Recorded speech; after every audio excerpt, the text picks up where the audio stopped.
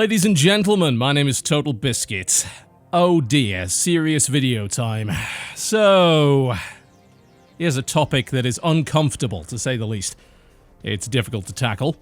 It relates to some of the things that I've spoken about in the past. It relates to the ongoing situation of Let's Play and the relationship of Let's Play and YouTubers and streamers to developers of video games, as well as the very nature of what we call video games.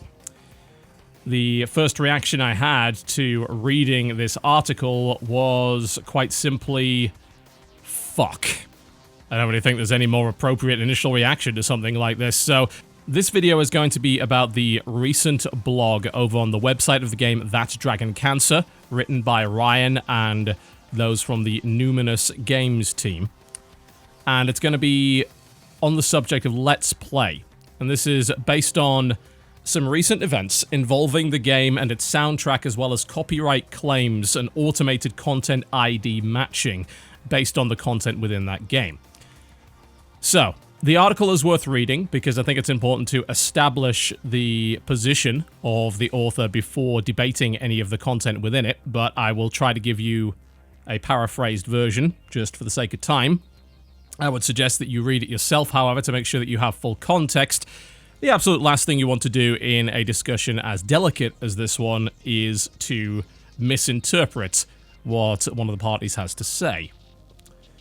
So, Ryan Green was sent a tweet by a Let's Player, I don't know who exactly, it was blacked out purposely, and it was about their Let's Play videos of That Dragon Cancer that had copyright claims for the music of John Hillman, which is in the game. And that was done, I assume, through the automated content ID system. So the music from John will have been put into the system, into the database, and it will have been set up in such a way that the rights holder can say, if you detect this music for this length of time, then I wish to put a copyright claim of some sort on the content itself.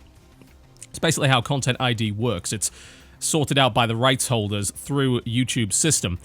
And you can set it to various tolerances, as well as set up an automatic reaction that can vary from anything between nothing whatsoever to simply tracking data in regards to the use of the music, all the way up to automatically removing the video from YouTube entirely. The most egregious version of it is, of course, that, but there is also the ability to take the revenue of that video, divert the entire revenue stream away from the video creator to the rights holder of that particular piece of work. This has been the subject of a huge amount of debate as of late, because I think it should be fairly obvious to most of you that taking the entire revenue from the video, despite the fact that your piece of copyright work may not even be a tiny fraction of the content itself, is quite simply not reasonable.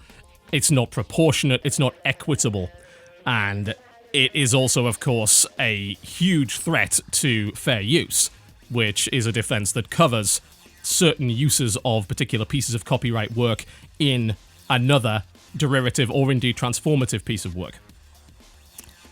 So that's what happened, and obviously this kicked up a bit of a kerfuffle, as pretty much any content ID claim tends to on YouTube at the moment. It's important to understand the environment and the climate in which we currently find ourselves.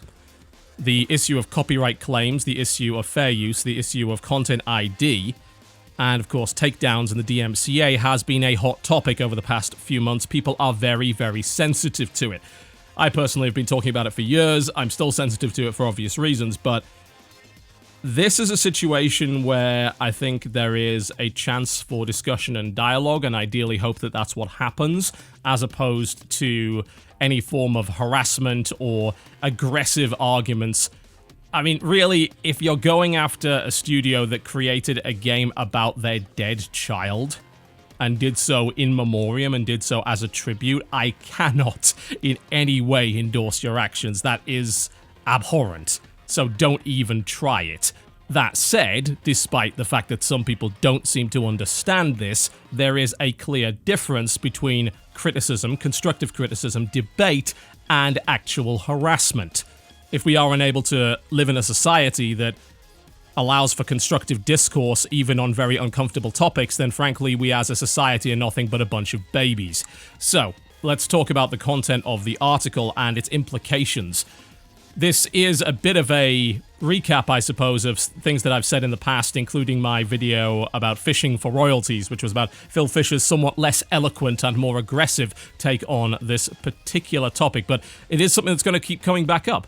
It's an emerging form of media, and Let's Play really is not something that is mimicked in other mediums. And there are really no major legal cases surrounding any of this to give us any idea of how the law would really treat it, which makes the subject grey and the subject difficult to handle. So let's try and handle it. Now, the blog claims that there was a fear about talking at all about this content ID problem, and I don't blame them at all, because as I said before, the climate right now is extremely sensitive to this particular topic, and it would probably result in angry fanboys or fans or viewers of the particular person going on a rampage because they believe that the Let's Player is the aggrieved party, which to some extent they are. That doesn't justify horrible behavior, but you get the idea. So the blog goes on to talk about that Dragon Cancer, which for those who don't know is, as I said, a tribute, is mostly a narrative tribute to the child of the developers who died early of cancer. It's absolutely tragic. It's a game that I personally cannot play, and this is particularly due to my condition. Some people engage with cancer by absorbing this kind of media, this almost tragic media. I'm the opposite of that. I don't work well that way. I find that media to be extremely depressing, demotivating. It makes me feel more vulnerable. It makes me feel less determined to defeat the disease. And that's not helpful to my process. So I do not engage with that media as a result. I engage with media that gives me confidence and that allows me to continue to fight. But people deal with that form of grief and that form of, I suppose, guillotine hanging above your head in different ways, so there's no right way to do it. The creation of the game, if you can call it that, and you kind of should, because it definitely has gameplay mechanics, absolutely, no doubt, is something that I personally believe is important. And if anything, it's merely important to create closure for the family. And that's not the sole purpose of art by any stretch of the imagination, but it's certainly one of them. And I have no problems with them making it, and I certainly do not view it as exploitative by any stretch of the imagination. Considering how niche a title we're talking about here, this was hardly a cash grab, and it would require an incredibly cynical and, frankly, deranged mind to believe that, as far as I'm concerned, based on the evidence in front of me. But the problem with creating a niche game like that is, of course, that games do cost money to make, and the development studio of 8 has, according to the blog, not seen a single dollar from the sales of the game. Now, if we were to go by Steam Spy metrics, which are, of course, third-party, not necessarily accurate, but are generally considered to be fairly close, the game on Steam, since its launch in January, has moved just under 14,000 copies, which is not a lot at all, although it does very much line up with other such extremely niche titles that are not in any way designed for mass appeal. And indeed, why should the game be designed for mass appeal? That would defeat the overall purpose of the exercise, surely. It's a very personal piece. But the weird thing about art is, of course, that art also has a commercial aspect to it, and the creation of a very niche piece that has a very specific meaning does not necessarily guarantee commercial success. That is, I think, the reality that artists accept when they create works like this, and I think to some degree it does remove some of the right to complain about a lack of sales. But I don't necessarily think that that's what this blog is doing. What it is going on to address is the possibility that gamers are choosing to watch the game for free on YouTube rather than purchase and experience it for themselves. It wrestles with the morals of such a thing, the ethics of such a thing, the impact it can have on developers, but it also talks about the fact that the studio does not want to be in conflict with Let's Players and streamers. They claim that Let's Play adds value to the medium, and I would agree. There's no doubt about that. I think that's a very sensible way to look at it, it's a very mature way to look at it, and I believe they're correct. They do, however, say that there is, quote, a flip side for developers.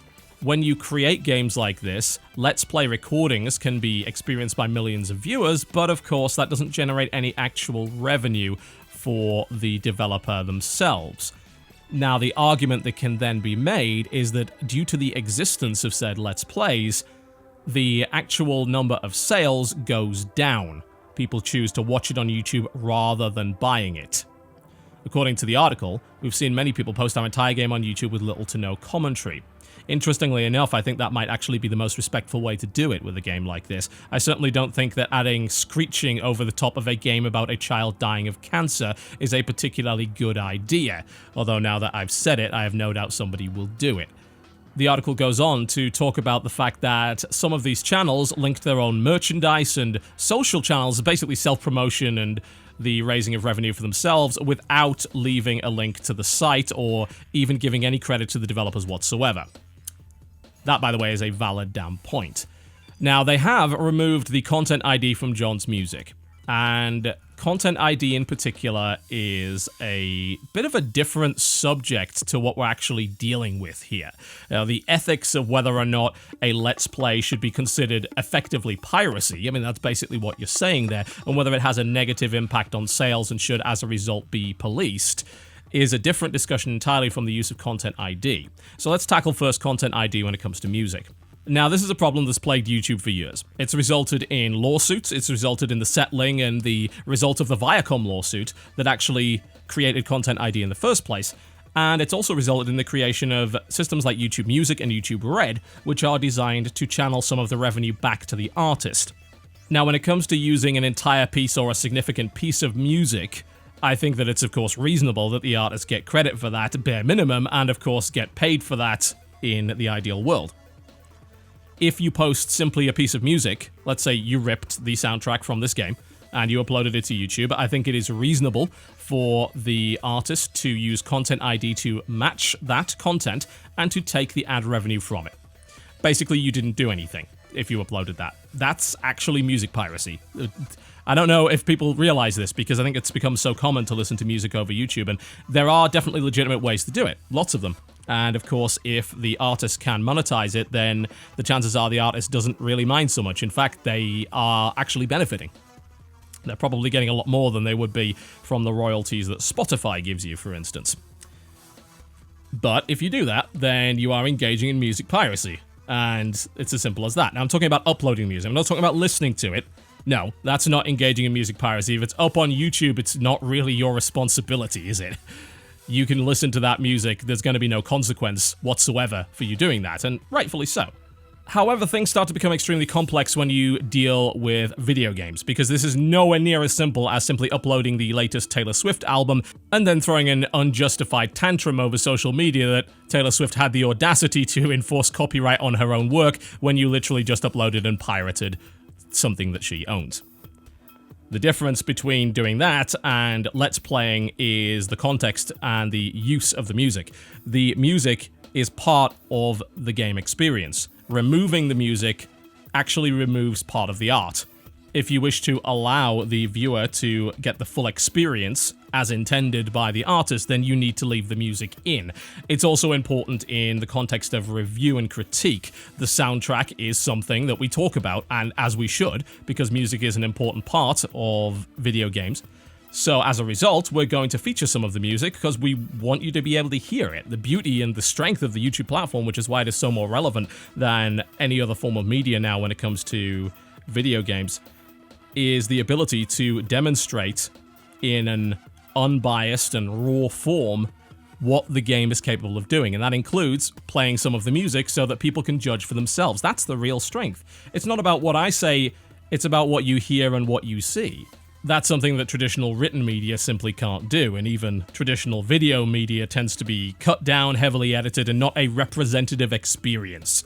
And of course, giving a representative experience and impression to the consumer is pro-consumer, and I will always be on the side of consumers because that's my job. Why wouldn't I be? I've had problems in the past with the Content ID system, up to and including insane things such as losing my DuckTales video, the whole thing, because I played 30 seconds of part of the soundtrack, The Moon. Guess who owns the rights to that? Disney. Guess who owns the company that manages my channel? Disney. Well done. Well done. And those are the situations that become a problem.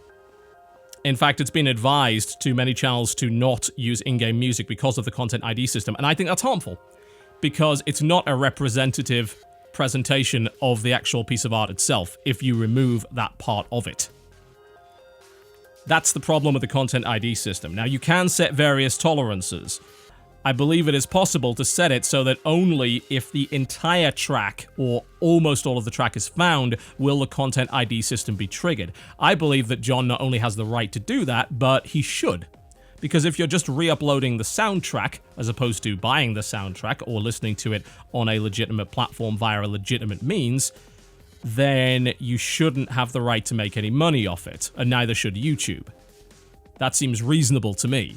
If, as it currently stands, the Content ID system does not allow for that degree of flexibility, then the fault is squarely in the hands of Google and YouTube, and they need to fix that and improve that Content ID system.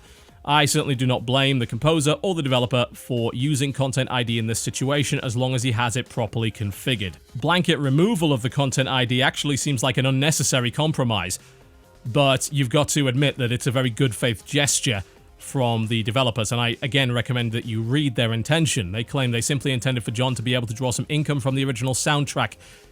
That is entirely fair. Now, moving on to the Let's Play issue, and this is where things get much more complicated. The issue of the music is pretty cut and dry. This certainly is not, and the subject is Let's Playing of games that are not particularly interactive experiences to begin with. It's a difficult one. Now, I can tell you what I've said in the past in regards to this. I've come out on the side of Let's Players, even though I do not Let's Play in this form. We're talking specifically about Let's Playing single-player games, in particular.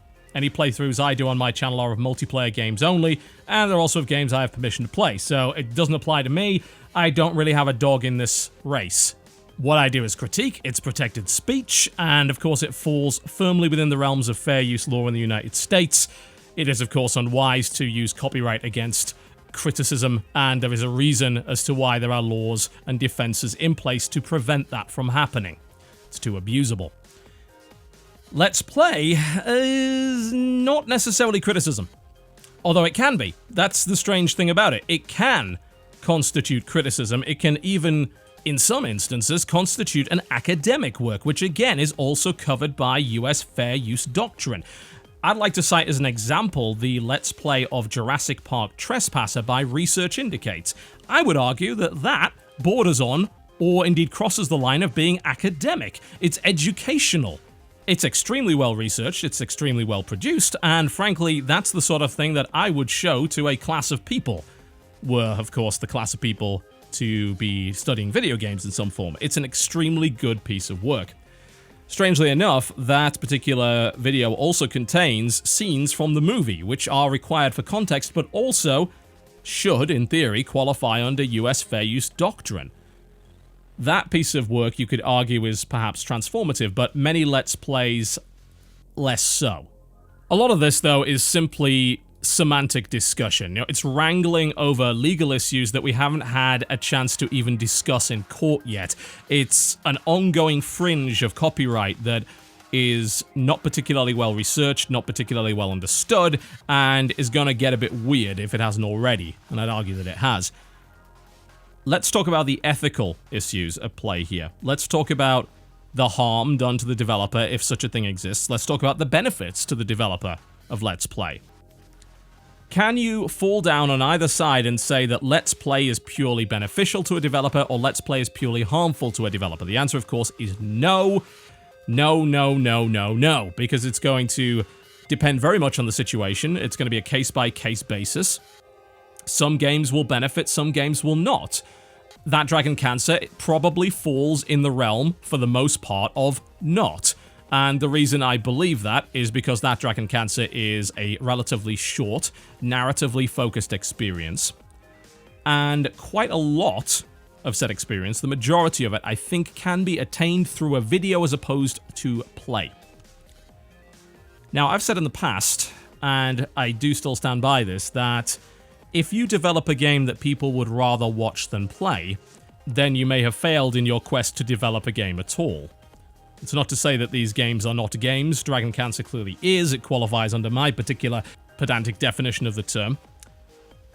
But the problem with it, and the problem with games of that particular, I suppose, I wouldn't even call it a genre, necessarily. I'd call it an approach, a particular school of thought, is that such games forego, and in some cases arguably eschew, the real benefit of the medium, the interactive aspect of the medium, the ability to, in some form, tell your own story through the gameplay.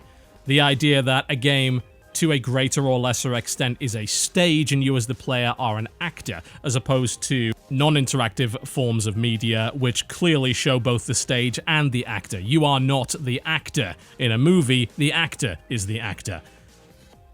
That aspect is the biggest strength of video games as a medium. It will always be the biggest strength of the medium as far as I'm concerned. It's what attracted me to it in the first place. If you as a developer decide to deliberately forego that strength, or of course minimize it through limited game mechanics and a focus on non-interactive narrative, then I think in many ways you're shooting yourself in the foot, and when you do that, you give up some of the right to complain that you're bleeding. Notice that I did say some and not all.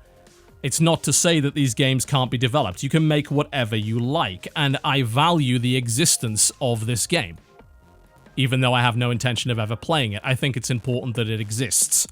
I do not believe that it pushes forward the video games are art argument, because I don't believe there is one. Video games are art. They have been art since their inception. That debate is pointless. It is semantic wankery by people that frankly have no idea what they're talking about. All of that said, the developers did make a choice.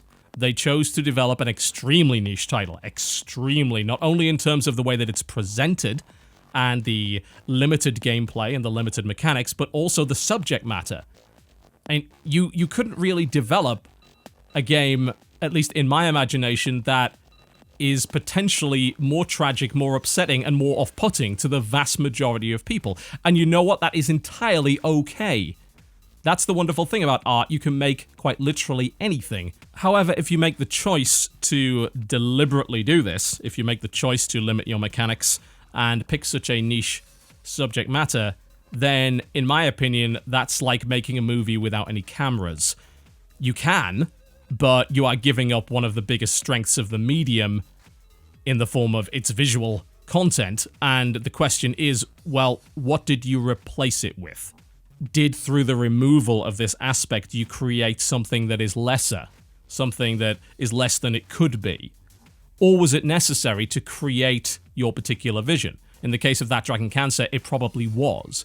Making this a first-person shooter would not have conveyed the message at all. That obviously is not what they're looking to do here. But they certainly handicapped themselves, and I think they're keenly aware of that. I do not in any way think that they expected to make a huge profit off the back of this game, nor do I believe that they're whining about the fact that they haven't.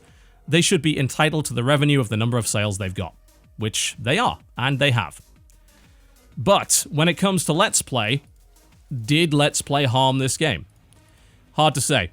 That's the problem. We don't really have any true evidence of that. There have been debates as to how valuable Let's Play is to the sales of developers, and all of those debates seem to completely miss the point because they take very small sample sizes. They focus on maybe a single game, which is useless considering that the effect of Let's Play, whether it be positive or negative, is going to vary on a game-by-game basis.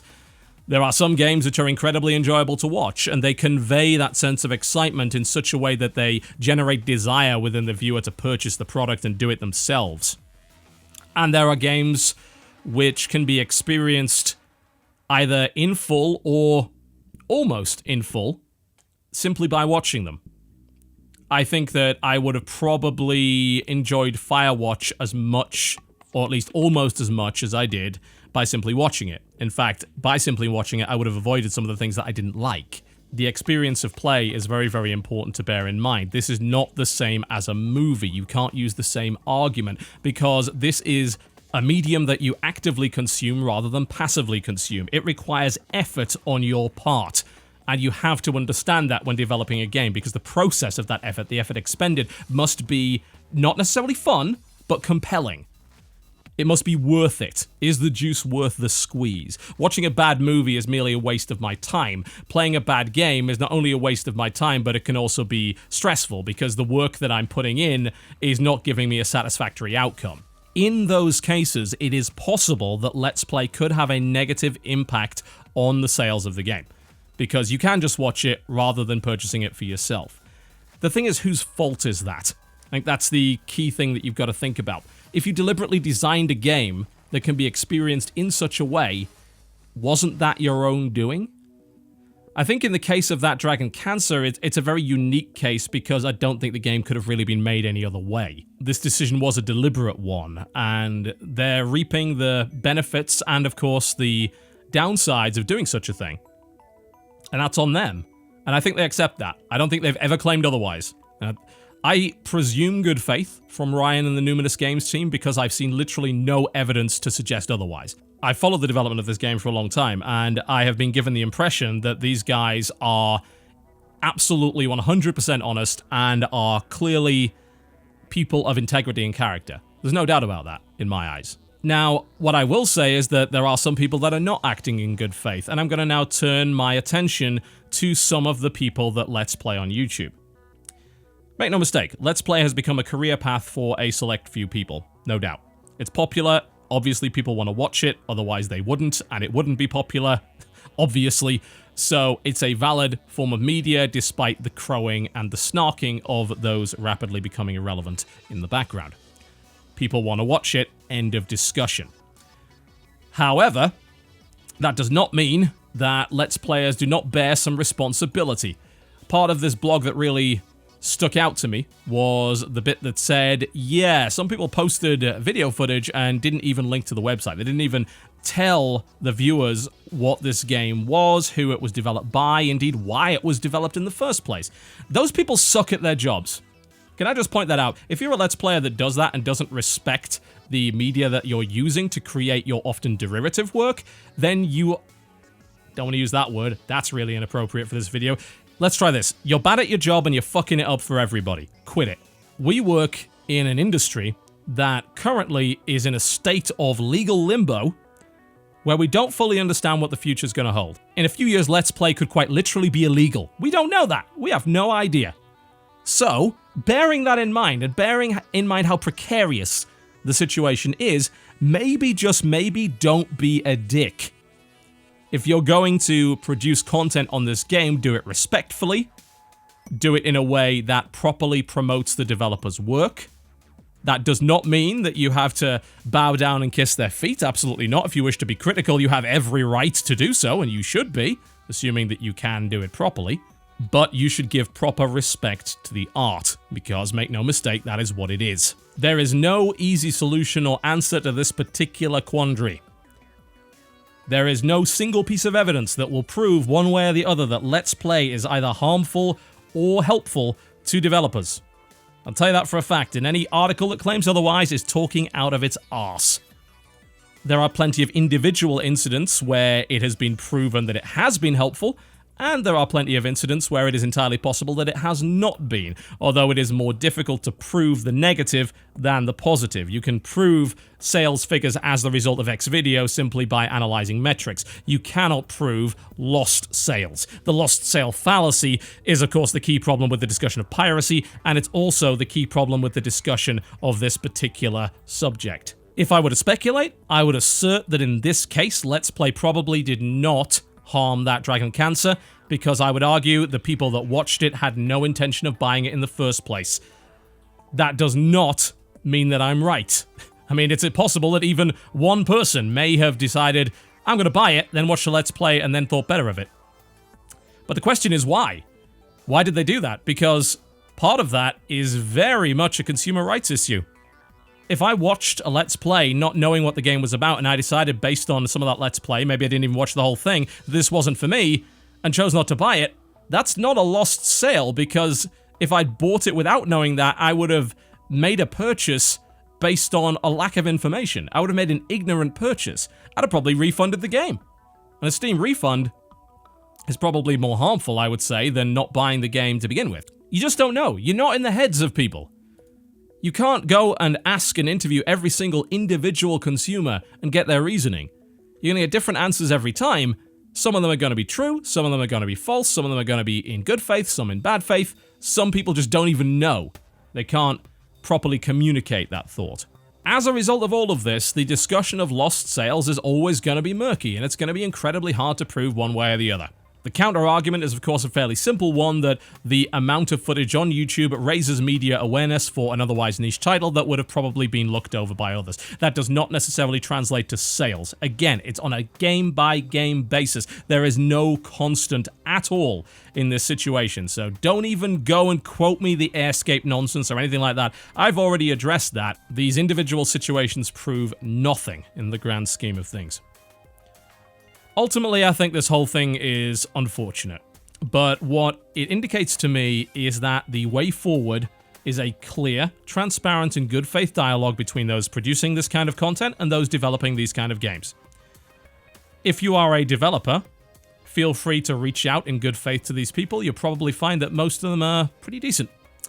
Some of them might not be, and what you'll also find is if they act like dicks, then the rest of us are going to go call them on it. Because we don't like that either, because it makes the rest of us look terrible. If you are a Let's Player, I would ask you to be respectful of the art that you're using to create the media that you make your living off of. Even if you're a hobbyist that doesn't make a living off of it, just consider that somebody spent a very long time creating this work, and you spent not as much time at all creating yours. The golden rule of not being a dick seems like something that we should be abiding by.